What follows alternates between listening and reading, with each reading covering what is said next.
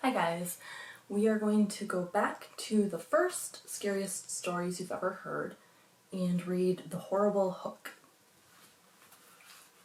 The evening was still warm when Jimmy and Suzanne left the movies. It was a perfect night to be out and they were in no hurry to get home. After picking up a snack, Jimmy suggested they go down to the lake. The young couple often drove there to enjoy the scenery, listen to the radio, or talk. As they usually did, they parked the car alongside the gravel road in a spot that offered a great view. A light breeze blew through the open windows. Moonlight shimmered on the water and a line of ducks floated by. Jimmy turned the radio on and found a station playing quiet music. Suzanne sighed happily. She always enjoyed being here with Jimmy. He was one of the most popular boys in their high school and captain of the basketball team as well. But he knew how to relax and enjoy the quiet of a spring evening. After a few minutes, Jimmy broke the silence to ask Suzanne about their plans for the prom next month. As she turned to answer him, Suzanne suddenly felt a strange and overpowering uneasiness.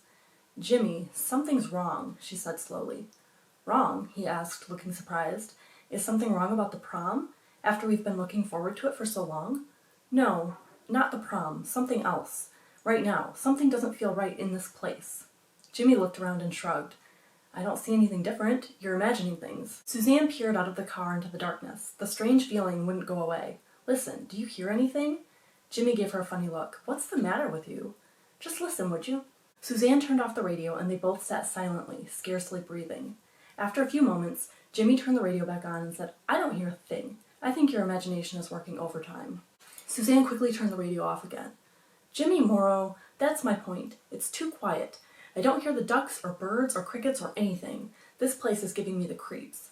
She immediately felt chilled and rubbed her arms, looking away from him. Jimmy grinned patiently and touched her arm. "Hey, it's okay. Are you cold? Roll up your window and put my jacket on." They rolled the car windows up and settled back in their seats. "You're probably right," Suzanne said, "but I felt so weird and I don't know why." A few minutes passed without a word. Then suddenly Suzanne stiffened and sat bolt upright again. "Jimmy!" Her voice held a note of near panic. "Please, let's get out of here. I am absolutely sure there's—" But Jimmy was holding up his hand for silence. The radio station had interrupted its music for a special bulletin.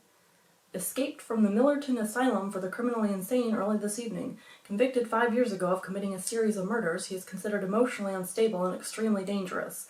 Johnson uses a hook on his right arm as a replacement for the hand he lost in a train accident several years ago." Suzanne glanced nervously at Jimmy, who shrugged as if the report wasn't as important as he had expected. He started to turn the radio dial, but Suzanne shoved his hand away.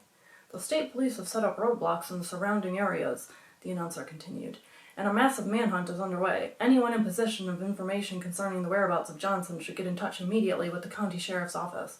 And now back to our regular programming." "Jimmy, we've got to get out of here," Suzanne pleaded. "That prison is only a few miles away from here." "Geez, Susie, relax. That guy wouldn't come this way. An escapee would head north toward the interstate highway." But Suzanne was getting angry. "Jimmy, I want to go home." "Susie, don't make me mad. I'm telling you there's nothing to worry about. Jimmy, take me home now." "Okay," Jimmy sputtered, "if that's the way you want it." Angrily, he turned the key in the ignition and shoved the gas pedal to the floor. The car fishtailed in the loose gravel, sending pebbles high in the air behind it. Suzanne huddled in misery against the car door. Jimmy stared ahead at the road in stony silence. In 15 minutes, they were home. Still angry, Jimmy screeched the car to a halt in Suzanne's driveway and jumped out. He headed for Suzanne's side of the car, but she clambered out by herself and slammed the door behind her. In that moment, both teenagers froze. Staring at the car door, Suzanne slowly started to shriek in horror, and Jimmy felt every muscle go tight. Hanging on the handle of the car door was a razor-sharp, bloody hook. Have a spooky day.